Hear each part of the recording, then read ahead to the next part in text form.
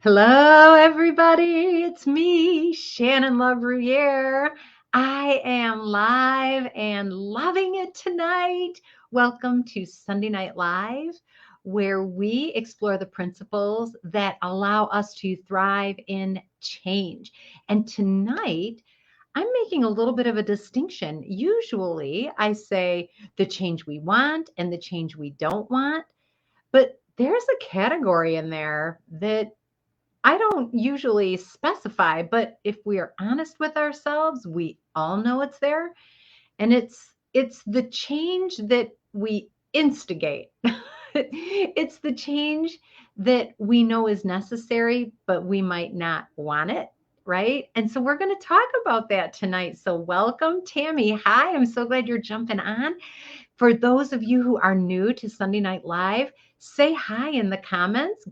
Give StreamYard permission to post your information, who you are, and then you can comment and take part in our discussions as we go through this Facebook Live. And I'm just delighted that you're here. Our Thrive principle tonight is, drumroll please, respect the now. Man, I've just been exploring this principle so much lately in my own life, how important it is, how gratifying it is to respect where I'm at right now, not wish I were way back there, way back in the olden days, way back in my other career, or back when my kids were little. And I'm not wishing I was ahead where my business is 3 times the size and I'm reaching thousands more people. Um, I'm just appreciating where I'm at right now. And there is so much value in that, even as we appreciate where we've come from and we get excited about where we're going. So tonight, it's hashtag respect the now, brought to you by the world's best coffee, Thumb Roast Coffee. And you can get your own bag of Thumb Roast coffee from the website, thumbroastcoffee.com. And if you use the coupon code THRIVE when you check out, THRIVE, you will get 15% off of that delicious coffee. I'm not kidding. I look forward to it every night when I prepare it for the next day. I get my coffee pot all set up so that I don't have to hit a coffee grinder at 5:30 a.m. and wake up the whole house. So I do it at night and it's all ready to go. And I get up all quiet and sneaky and hit that button on that coffee pot. And it is a glorious time for me. I encourage it, highly encourage it. So if you've never tried Thumb Roast Coffee, this is a great way to do it. Order some online, use that coupon code THRIVE, get your 15% off. It's a good deal and it's exciting and you are going to love it. I promise. So let's see. Oh, hi, Corey. I'm glad you're here. Denise is here. Carol's here. Marie is here. Oh my gosh, we've got a great live crowd. I love it. Thank you guys. Thank you for saying hi. And we are going to jump right in. So tonight's topic is the change we instigate. Let me say that again. The change we instigate. We might not want it, but we know that it's necessary. We might not want the change, but we know it's necessary. That's the change we instigate. And I'm thinking about when I had to instigate a change. Um, I didn't do it because I'd been intentional. I didn't instigate the change because I was thoughtful and had looked ahead and planned it. I instigated a change that I didn't necessarily want because I got a wake-up call. Anybody else receive a wake-up call? Anybody else ever get a wake-up call? My wake-up call came in the form of a panic attack as I was in my office in the hidey hole basement of the facility that I worked in. And I opened up my email box and realized that the people who were my leaders, who were responsible for making sure that I got paid, making sure that I had what I needed, they were disrespecting me and they didn't care if I got paid. They didn't care if my records were right. They didn't care about me. And when I realized that, unbeknownst to me, something physically started to happen in my body. And I started not being able to breathe. And my heart was racing. And I almost felt like maybe it was a heart attack. Some of you might recognize those symptoms. What I was experiencing was a panic attack. And so once I got my wits about me and I realized, oh, this isn't a heart attack, Shannon. You just had something, a big a big signal just went off in your body that you can't do this anymore. And I went and took a long walk around the city where I worked. And when I came back, I started putting things away. I started packing things up. I knew that I could not stay because I got a wake up call. Have you ever gotten a wake up call? And the wake up call is what prodded you to make the change that you knew you needed to make. It's not fun, is it? It is not fun, but it is necessary. And sometimes we get those wake up calls. I came to myself. I came to my senses. So what I realized was that my situation was not changing. The things that were draining me, the poison air, if you will, the poison work environment that I was part of, was slowly killing me. It was taking my self-esteem. It was taking my peace of mind. It was causing physical symptoms. Some of you, I know this resonates with you. I know it does. And I just want you to know, don't be angry with yourself because you're experiencing those signals. This is your body, your mind, your spirit telling you it is time to make a change. The power of positive thinking maybe isn't cutting it. And I love to think positive. Sometimes positive thinking doesn't change it. It's not enough. Sometimes putting our fingers in our ear and humming loudly isn't enough. We have to actually decide to make a change. And what gets in our way? Because when we understand some of the things that can pop up and prevent us from making those necessary changes, it's easier to decide. It's not easy, right? But it's easier to decide to do what we know we need. So here's the question I want to ask you. In your life, your tomorrow is going to be the same as it is today, unless you do something different. If you want tomorrow to be different than today, you are going to have to do something different. That's just the truth of it. If we always do what we've always done, we always get what we always got. That's just how it is. So it requires us to instigate a change in ourselves. So Carol says, yes, I have had to quit some clients. I just could not put my health second, emotional, mental, physical, spiritual. It is just not worth it. Yes, the customer is not always right, Carol? They're not. And sometimes we have to instigate a change that may disappoint people. And we talked a little bit about dealing with difficult people. And of course, we just had the free mastermind that covered that very topic. We're heading right into, in live stream leadership program, right into talking about boundaries. And Carol, what you're identifying is we have to put up some boundaries with people who are robbing us of our health, right? And some of those people pay us money. And if you are an entrepreneur, yikes, that seems crazy. But we understand it has to happen if I'm going to be able to continue. My panic attack, the red flag that said, Shannon, if you want to continue in a healthy way, you're going to have to make a change. Peace of mind is worth more than money, Carol says. And amen to that. So if you want tomorrow to be different, you're going to have to do something different today. It is my pleasure to teach you that, Carol. It is my pleasure to teach you that because I'm learning it myself. I'm learning the power of it. So, all right. Sometimes we're in the midst of life and life's been going on. Sometimes it's been going on for 2 weeks. Some of us are very, very impatient.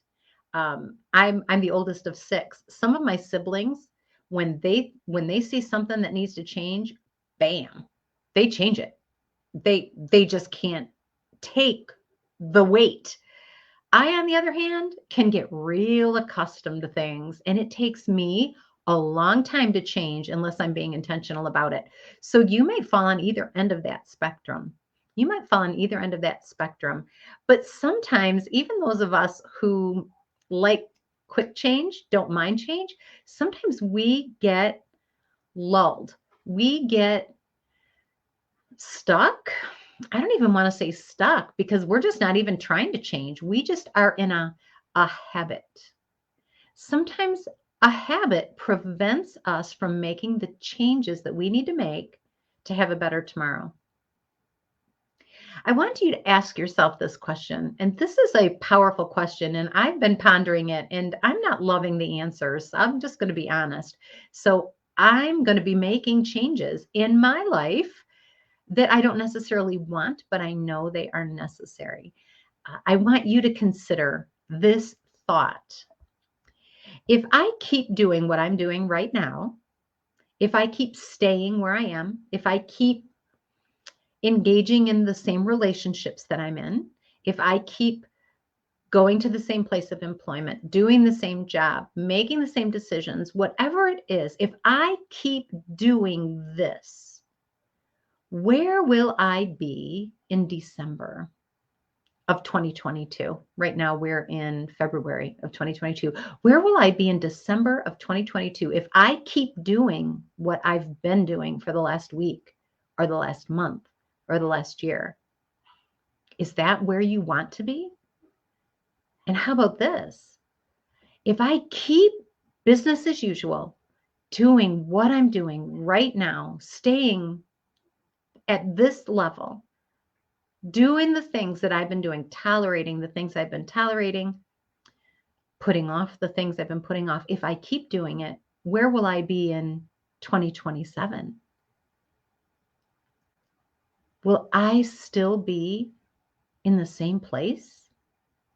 It's worth asking because if we don't notice where we are, if we don't give ourselves a wake up call, time just slips away and we find ourselves in the same place. Time passing does not just automatically bring change. Everything around us changes for sure, but it doesn't necessarily make us change. We have to decide to. We have to decide to change. If there's something you want, you have to do something different to get it. All right, Marie's sharing. I've blocked and deleted the man I've been dating for 3 years. The women's ministry I went to 2 weeks ago helped me. I've been asking the Lord to take Larry thoughts out of my mind. I feel so much better. Wow, Marie, that took courage, and it took courage for you to share that with us. Thank you. And congratulations. 3 years is a long time. And you looked at yourself and said, is this where I want to be in another 3 years? And you took the courageous action to do something differently so that you'd have a better tomorrow. Well done. Well done. Sometimes it's just a habit and we're stuck and we don't think about it. We don't give it any thought. We just do what we've always done. But if we do that and we're coasting through life, where are we going to be in a year, in 5 years, in 10 years? We have to be intentional.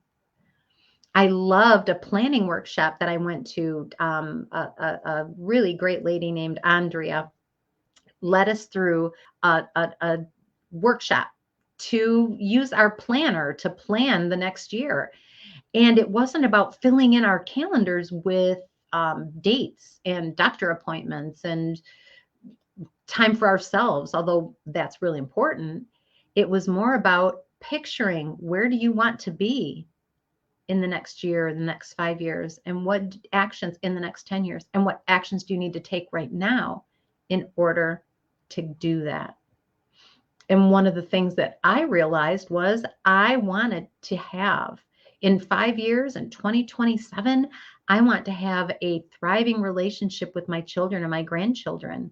I want them to know me personally and who I am. And I want to know who they are. I don't want them just to think about their SEMA and me be like a cartoon picture in their head. I want them to know my flaws and my challenges and my triumphs and my life. I want them to know me.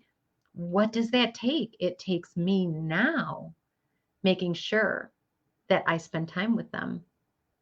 So those are the things I put in my planner. So my habit of just, oh, I'll get to it doesn't take over, right? Sometimes habits get in our way. Sometimes denial gets in our way. I talked about putting our fingers in our ears and humming loudly. Sometimes we're in denial about just what now looks like. And we're talking about respect the now.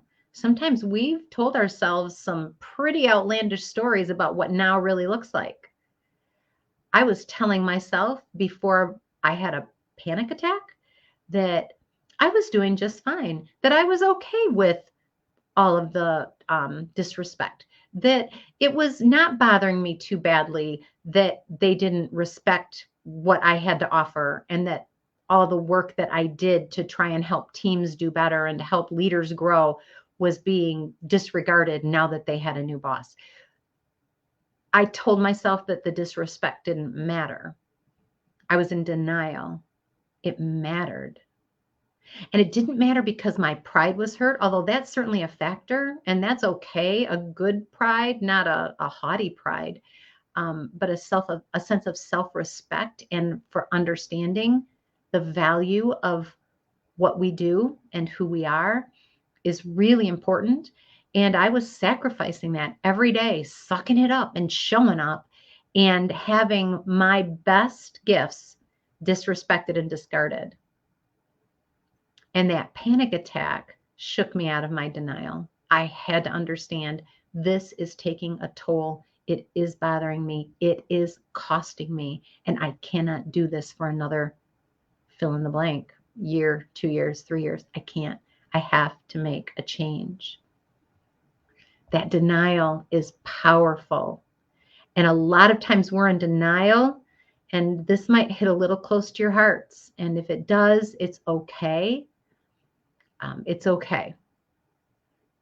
Sometimes it's fear that keeps us in situations where we know we need to instigate change, but we don't want to.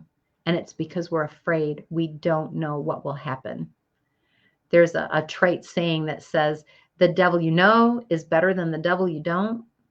And I'm here to tell you that the devil is not worth knowing. He's not. If you're dealing with ugliness, if you're dealing with abuse, if you're dealing with physical, mental, emotional, spiritual abuse, disrespect, like Carol mentioned in her work, but in your personal relationships, in your church relationships, in your work relationships, every relationship we have, if you are dealing with abuse and disrespect, no honor, we can be afraid to make a change because we don't know what's going to happen next. We don't know where to go. And so I want you to know that you have everything you need right now to do the next thing you need to do. You have everything you need to make a phone call, to ask some questions. Explore what kind of job opportunities are out there. Just investigating options does not mean that you will take them. Don't allow your fear of making a change stop you from exploring what is possible. When you are in a bad situation, fear can stop you from making the change. And I want you to know that you have everything you need to do the next thing. You don't have to spin it out and try to decide what you're going to do in 2 months. You can decide right now, I'm going to make a phone call to that addiction center. I am going to make a phone call to an attorney and just ask questions. What are some of the options that are in front of me with this work situation or this personal situation? You have permission from me to ask questions and explore your options. And just exploring options does not mean you're choosing them, but it will help you to get past that fear, to take that action, and you have everything you need right now to do it. Fear is a liar, Marie says, and it's true. Fear tries to keep us safe. There is a healthy fear that does keep us safe. I do not want any of you walking a tightrope over the Detroit River unless you've been highly trained and have a safety belt. Fear is a good thing, but it's not always helpful. And understanding that is important. And Marie, you are right. Fear will lie to us to try and keep us from making a change, but we do not have to believe that fear. We can do it afraid. We can do it afraid. And we don't do it afraid without help. We need a safe community of people. Marie, you mentioned the women's ministry that you went to 2 weeks ago, and it helped you to make that decision that you knew you needed to make. Yes, having a community of safe people, wise people that we trust, that can help us to do that change that we don't want, but we know we need it. Powerful. Oh, Carol, sometimes it's been fear that stops us from change, but I have found, she says, that there is always another client, friend, or you can name other things. But in our class on Saturday morning leadership class with Shannon, with me, we have learned that our peace of mind needs to be stronger than fear. Yes, yes. When I was strong enough to give up some things, I found a better client called and I could take them, someone who truly appreciated my services. I wish I would not have waited as long as I lived to learn that. And I cannot see the rest of what you wrote because the system doesn't let me, Carol, but amen to what I see. Yes, so true, Marie says. Yes. When we are holding on to what feels secure, but it is toxic, it is bad for us, we are afraid to change because we're afraid of what was after. When we're holding on to that, we are holding on to something that prevents us from actually embracing the great. It prevents us from embracing that good thing. Letting go of that relationship that you knew wasn't good for you, Marie, is going to free up your hands to embrace that healthy relationship that's good. Letting go of the job that's just a paycheck that pays the bills and we know they're not going to fire us because we're valuable there, but they don't appreciate it. Holding on to that prevents us from actually embracing that job, that career, that new business that allows us to serve better and serve fully. Like Carol says, when she was strong enough to give up some things, strong enough to let them go, she found a better client that appreciates what she does. It's powerful, but we have to let go even though we're afraid. Don't do it alone. You are not alone. You are not alone. That is what I love about coaching, is that when I'm struggling to let go of something that feels secure to me, but it's a change I instigate because I know I need to be better. When I do that, I have a coach that helps me, that asks me good questions, that supports me and calls me out on my junk and says, what do you want? What do you really want for 2022, Shannon? What do you really want in your business for 2023? What do you want in your family and your home? And what do you need to do to get that? Anything else is expendable. When we have a vision of what we know we want, when we wake up, there is a story. It is a great story. It is the story of the prodigal son. Some of you may be familiar with it.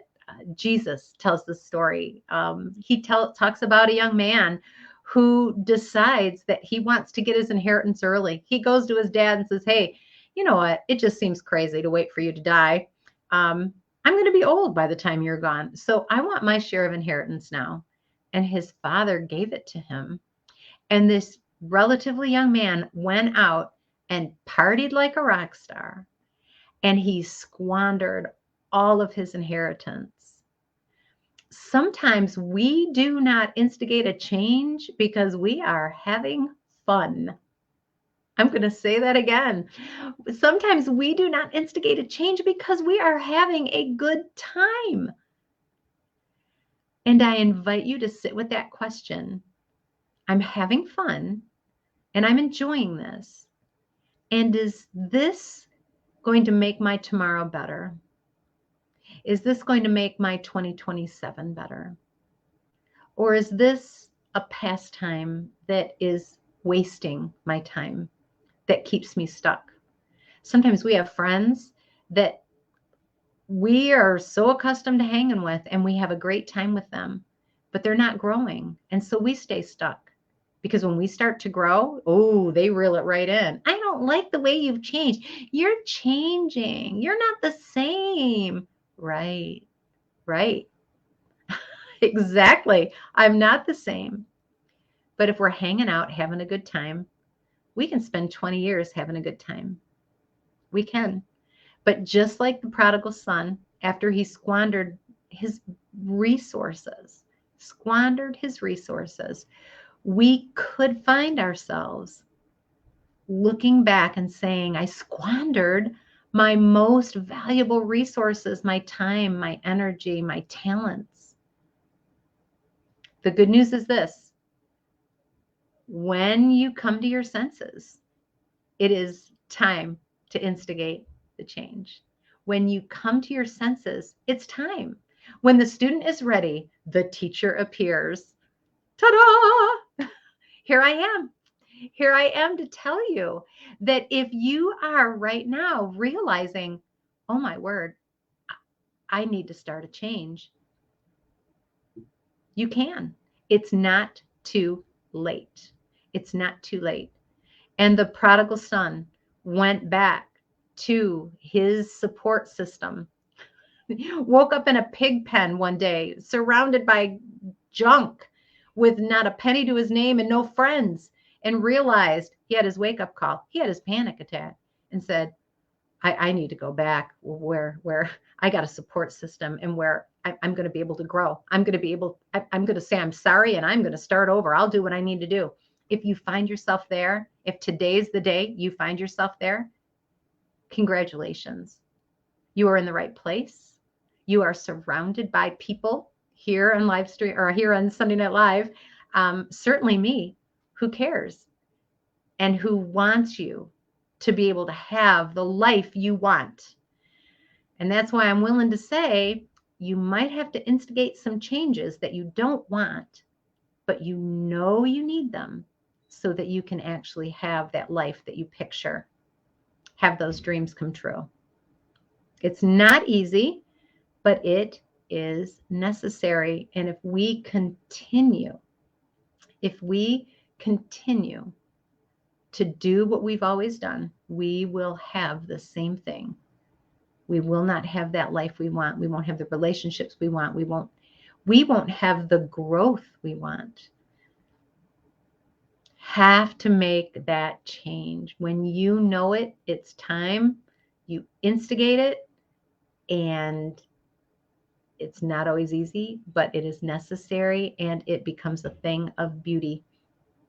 I will never forget one day I was in my office. This was many years ago, and a lady that I did not know well came in, and I had been doing a lot of coaching and working with challenge work teams.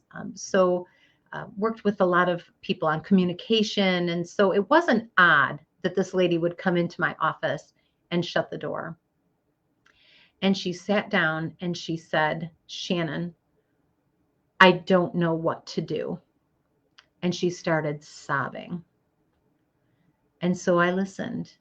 And she told me how for about 20 years, her husband had been having an affair with a woman who worked at his workplace. And she knew it. And he knew she knew it.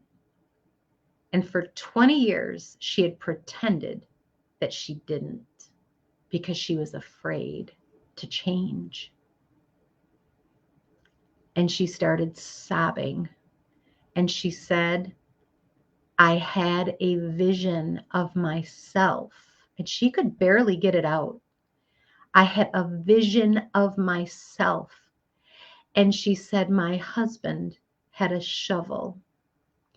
And he would take a shovel full of dirt and he would throw it on me.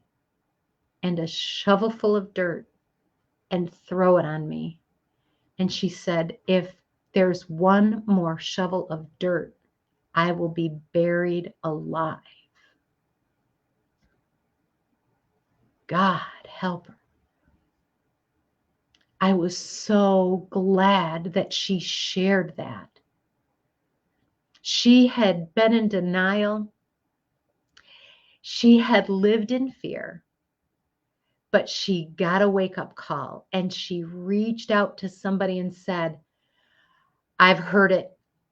Where do I go next? What do I do? And I was able to listen. She had a plan. She knew what she wanted to do next. All she needed was a safe person to say, you know what to do. You can do it. You are doing the right thing for yourself.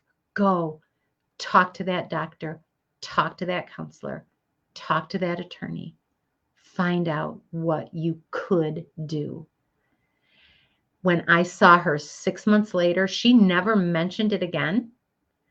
And 6 months later, when she saw me, she looked me straight in the eyes, made the hugest smile and said, I'm above ground. Yes, above ground. It can feel very heavy. I want you to know there is hope. There is hope. And it can be scary to change. It can be uncomfortable change. But you can instigate change because you can do hard things. You've tolerated these circumstances for a long time. That's not easy either. You can decide that you want to do something differently and you can take a step toward it. There is hope. Such great words. Yes, they are great words. With that, my excellent friends, I encourage you to respect the now. Where are you at? What do you see around you? Are you doing the things that are going to bring you the kind of life you want in 2023, 24, 25? Or are you having a good time and kind of denying the fact that this is going to change someday? You're going to run out. I want you to know that understanding where we are right now is a beautiful thing. No matter what awakens that awareness in you, whether it's a tragedy, and that can be very tough, but there is beauty there. Find the beauty. Whether it's a tragedy, whether it's a physical thing, whether it's words, wise words that somebody says, maybe it's just you and God in the morning, and you realize, wow, I have really drifted. I need to get back on track. Today's the day. You have everything you need right now to do the next thing you need to do. Marie says, denial is not a river. It's not. I was almost getting that last shovel thrown on me and I dug myself out. Yes. And thank God for it. I believe in you. I believe in every one of you. That's why I do this every week. I want you to thrive. I want you to have the life that you were created to live, the good works that you were created to do, the purpose that you were created to fulfill. I want you to have that. And any way that I can help you, I am here to help. Thank you for tuning in. God bless you. Take care and have a great week. Bye.